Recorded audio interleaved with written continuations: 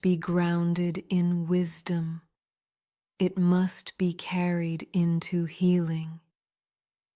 And that is where we go next. At 7 p.m., Uncle Marvin will meet you. His voice carries the deep roots of Southern wisdom, the strength of generations who endured, and the healing of stories that hold both pain and resilience. Where I have shown you how to break the grip of control, he will show you how to mend what was broken, how to anchor yourself in heritage, faith, and healing. So breathe once more.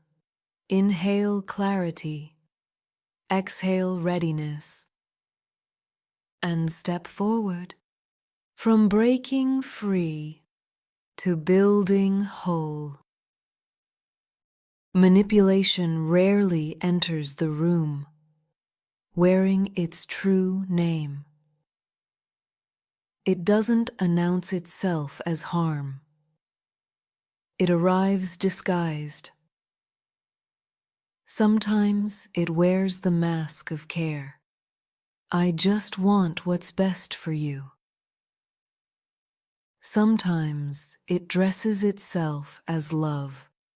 If you really cared, you'd do this for me. Sometimes it hides behind authority.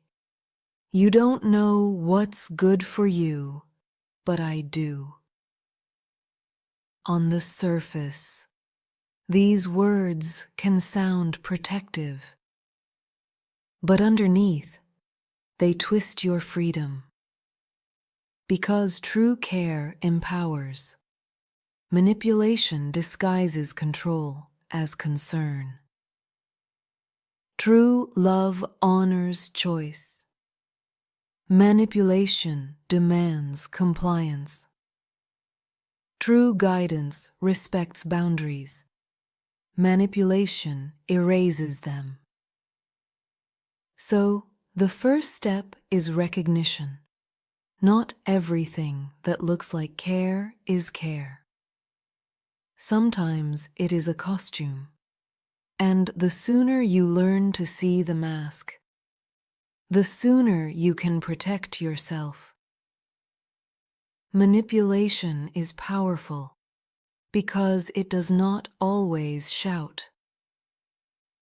Often it whispers, "You owe me.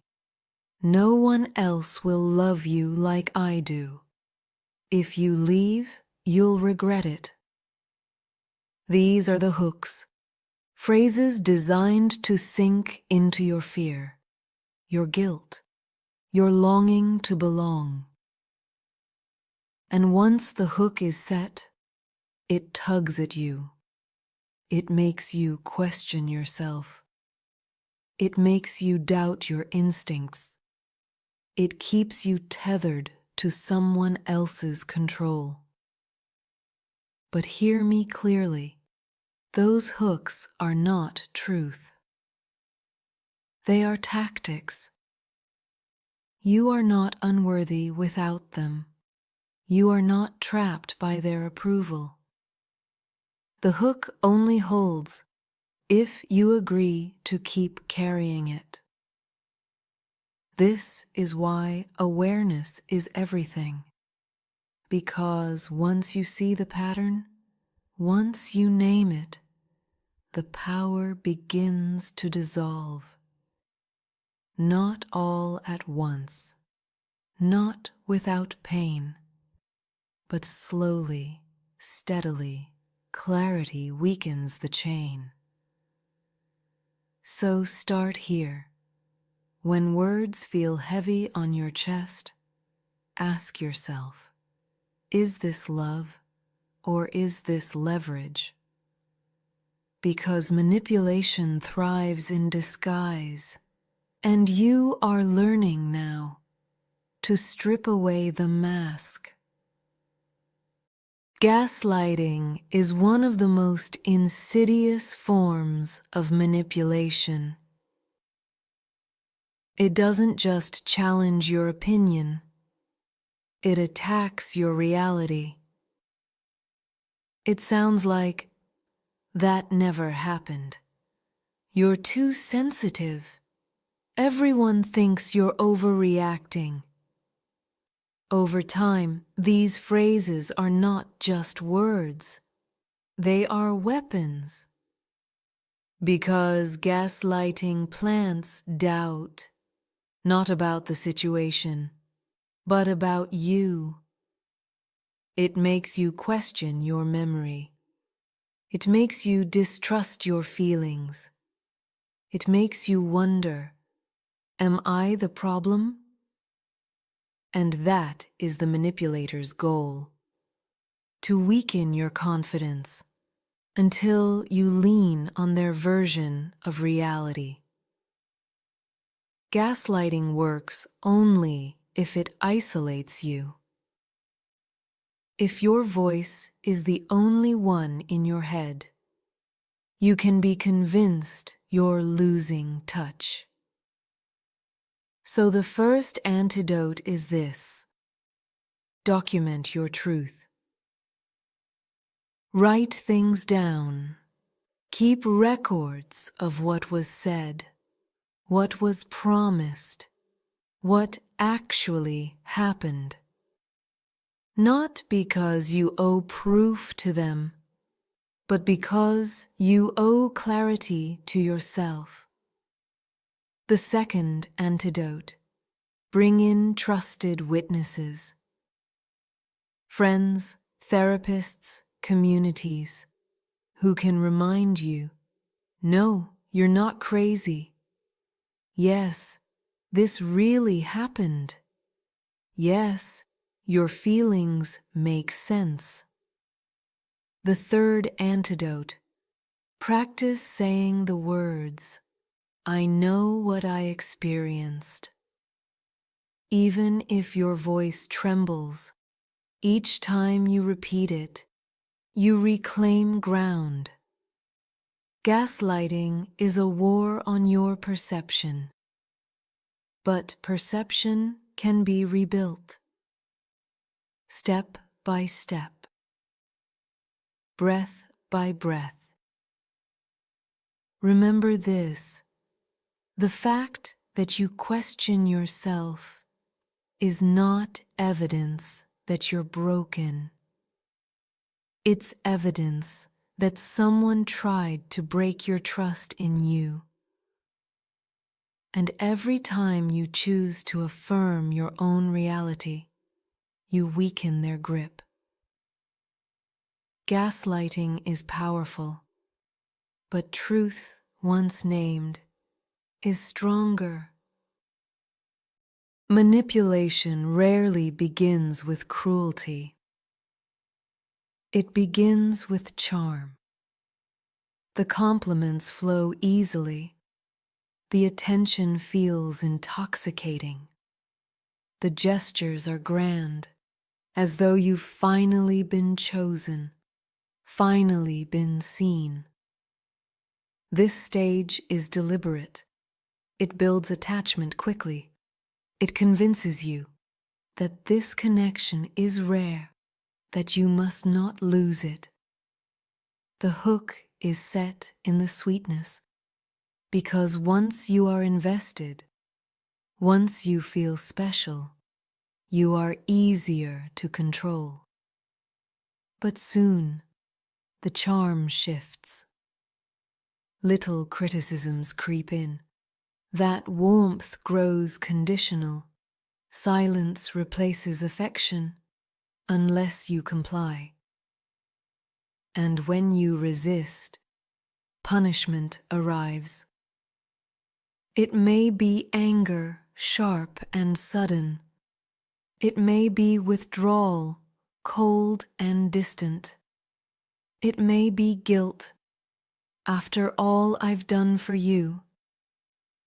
This is the cycle of control. Idealize, devalue, punish. And then, just when you are ready to leave, the charm returns. a sudden apology, a tender gesture, a reminder of the sweetness that hooked you in the first place. And so the loop begins again. What makes this cycle dangerous is not just the harm itself. It's the hope, the belief that the good version is real and the cruelty is the exception. But hear me clearly. The cycle is the truth. The inconsistency is the control. The whiplash keeps you unsteady, always working to earn back affection that should never have been conditional. Breaking free begins with seeing the pattern, naming it, refusing to be fooled by the return of charm. Because real care is steady, real love is consistent, and anything that holds you hostage between sweetness and cruelty is not love at all. One of the oldest tricks in manipulation is also one of the quietest: isolation. It doesn't always begin with outright commands. Often, it starts subtly. They don't really understand you like I do. Your friends are jealous of us. Why do you need anyone else when you have me? At first, these words can sound flattering. They paint the manipulator as special, as uniquely invested. But slowly, the circle closes in. You stop calling friends as often. You pull back from family gatherings. You second-guess whether anyone else would even believe your perspective. And without realizing it, your world shrinks until the manipulator becomes the only voice left in the room. That is not closeness. That is captivity. The antidote to isolation is connection. Every time you reach out to someone trustworthy, you weaken the manipulator's hold. Every time you speak the truth aloud, you chip away at the silence that keeps you trapped. Reclaiming connections may feel risky. You may fear judgment. You may worry no one will understand. But hear me clearly. Healthy friends and family will not punish you for struggling. They will stand with you. And if you have no safe connections nearby, seek support elsewhere. A counselor, a community group, even a journal that records your truth so it cannot be erased. Isolation thrives on convincing you that you are alone. But you are not alone. Every step you take to widen your circle again, every call, every message, every moment of honesty is resistance. And resistance breaks control. So remember this: love will never cut you off from the people and practices that keep you strong. If someone is shrinking your world, it is not love. It is manipulation. And you deserve freedom. Manipulators often use what you need most as their strongest tool. Sometimes it's money. They pay the bills, then remind you every day, you'd be nothing without me. Sometimes it's emotional support. They comfort you one moment, then weaponize your vulnerability the next. After all I've done for you, how dare you question me? This is leverage, turning what should be care into a chain. It works because it strikes at your survival, your belonging, your deepest fears of being abandoned. But hear me, true support does not demand your silence. True care does not hold you hostage. If love comes with constant debt, it is not love, it is leverage. The first step in breaking free is to name it.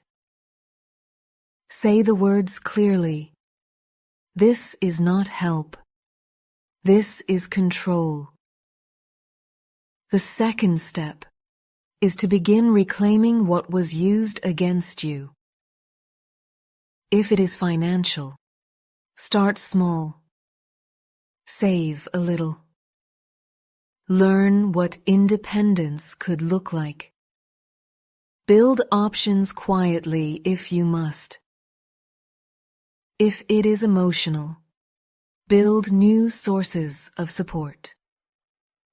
Friends, communities, professionals who remind you that your worth is not tied to one person's approval.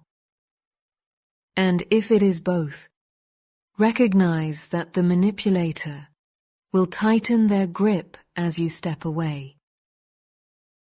That resistance is proof of their fear, not your weakness.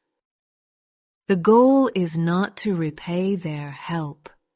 The goal is to see clearly. Help that demands obedience was never help at all. Leverage loses power the moment you realize you are allowed to need, to ask, to grow, without being chained by guilt. So breathe deeply. Exhale the debt that was never yours. Your needs are not flaws. Your dependence does not make you unworthy. And anyone who twists your needs into shackles is not protecting you.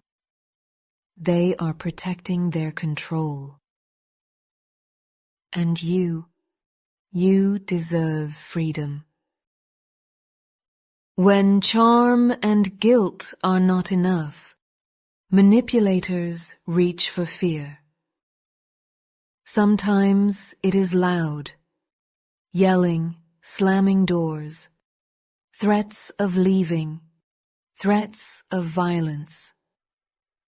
Other times it is quiet, a sudden withdrawal of affection, a cold silence that chills the room, a subtle look that says, "Step out of line and you'll pay for it."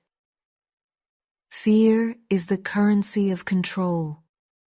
It trains you to second guess, to tiptoe, to silence yourself before they ever have to silence you. This is not love. This is domination. Fear thrives when it feels absolute, when it convinces you that you have no choice, no escape, no strength. But fear too has cracks. The first crack appears when you name it.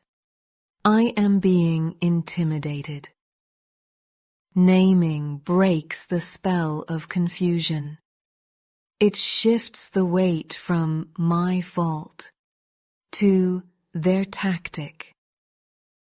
The second crack comes when you imagine alternatives, even small ones, calling a friend, seeking support, writing your truth in a journal so it cannot be erased. Fear tells you you are trapped. Action proves otherwise. And the third crack, courage, not the absence of fear, but the decision to act despite it. Every step you take, every boundary you draw, every truth you voice, every connection you reclaim, weakens their power. Because fear is not infinite. It depends on silence, on compliance, on your belief that you have no way out. The moment you resist, the moment you see the tactic, the leash begins to snap. So remember this: if love requires your fear, it is not love, it is control. And you deserve to live free of anyone who needs your fear, to feel powerful. When manipulation is exposed, when the control begins to crack, most manipulators do not surrender. Instead, they perform change. The apologies arrive, grand, tearful, rehearsed. The promises sound convincing. I'll never do that again. I see what I've done. This time will be different. And for a moment, hope returns. The tenderness feels real. The cycle feels broken. But then, slowly, the old patterns creep back. Because for manipulators, promises are not commitments. They are tools. They buy time. They calm resistance. They reset the cycle. The illusion of change is not growth. It is strategy. So how do you know if change is genuine? Look for consistency, not declarations. Has behavior shifted over weeks, over months, not just in the glow of an apology, but in the quiet grind of daily life? Look for accountability. Does the person admit the harm without excuses? Do they seek support to change, or do they rely on your forgiveness alone? Look for respect. Do they honor your boundaries now, not only when they fear losing you? Real change is slow. It is proven, not performed. Anything less is just the cycle in new clothing. So when the words sound perfect, but the actions remain hollow, trust what you see. Because true change does not need convincing. It shows itself, quietly, consistently, until safety grows again. And if safety never grows, then the change was never real. Do not be fooled by the illusion. Hope is powerful, yes, but hope without evidence keeps you chained. So hold on to this. Love proves itself in action, not in performance. And you deserve nothing less than the real thing.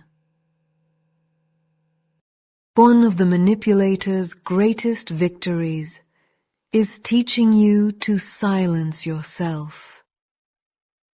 Every time you swallowed words to avoid conflict, every time you bit back truth because you feared the reaction, every time you stayed quiet just to keep the peace, that silence becomes a cage.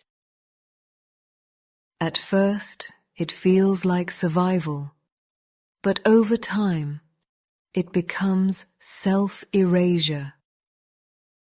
You forget the sound of your own needs. You begin to doubt that your voice even matters. And that is exactly what manipulation wants. Your silence. Because silence protects their power. Reclaiming your voice begins small. It doesn't start with shouting. It starts with whispering truth back to yourself. Try it. I felt hurt. I need space. I deserve better. Say the words aloud, even if no one else hears them yet. Then practice with safe people, a friend who listens, a therapist who validates, a journal that holds your truth without interruption. Notice how it feels in your body when you speak honestly, perhaps shaky, perhaps freeing. With time, the words grow stronger. The cage begins to crack. And when you finally speak, in the presence of the manipulator, clear, firm, unapologetic, you reclaim the power they tried to take from you.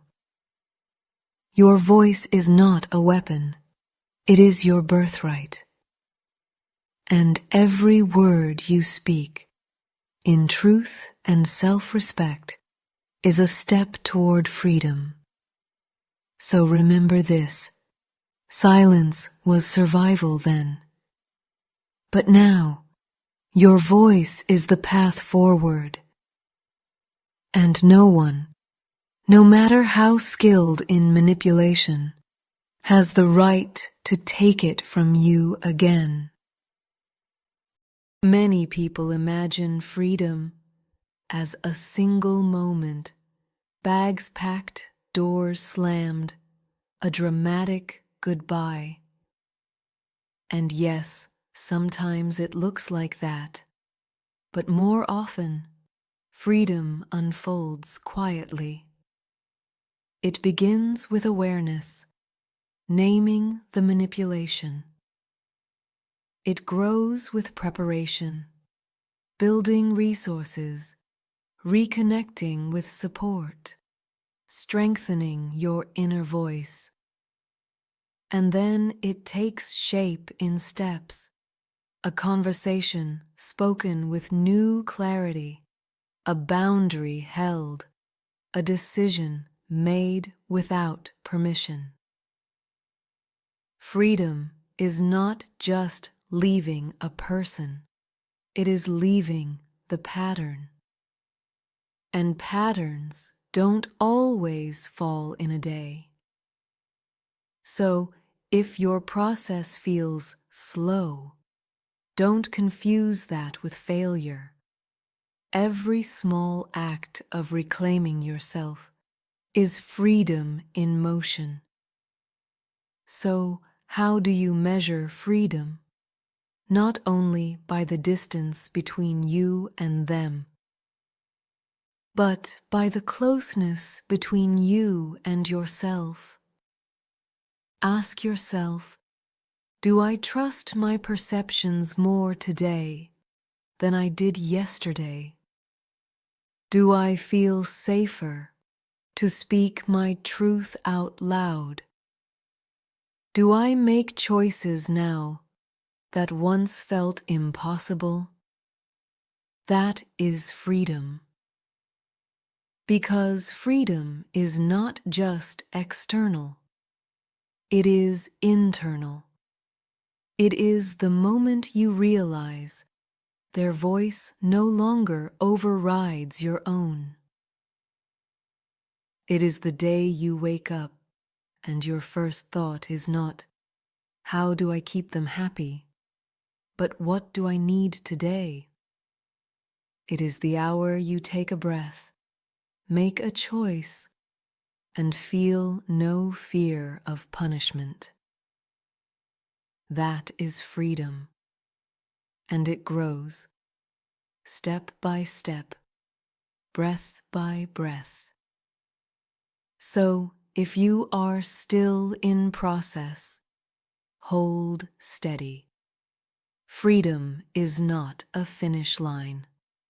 It is a practice.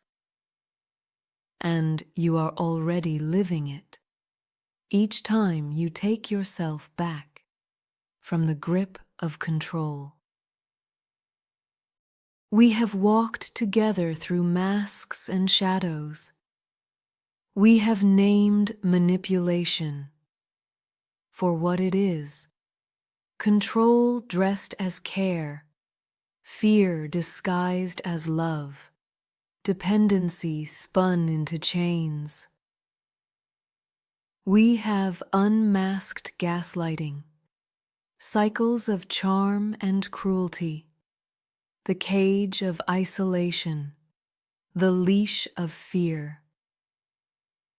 And we have spoken of freedom, not as fantasy, but as process, step by step, breath by breath.